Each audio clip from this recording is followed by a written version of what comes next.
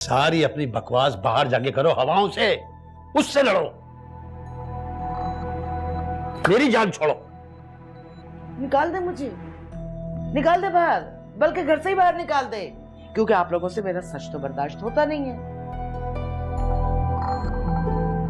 सब खुदा का, अब मोहतरमा माँ बनने का ड्रामा कर रही हैं। अरे मेरे अल्लाह, अल्लाह जाने किस स्कूल से पढ़ के निकली है। बकवास बंद करो। शाहाना बेगम, अगर मैं बोल पड़ा तो आज तुम्हारा इस घर में आखिरी दिन होगा। मैं तुम्हारा बुढ़ापा खराब करना नहीं चाहता। बात सुने सही तरह, आपके और मेरे दरमियान ये तय हो चुका है कि उमैर ने अपनी मर्जी करनी थी, कर ली।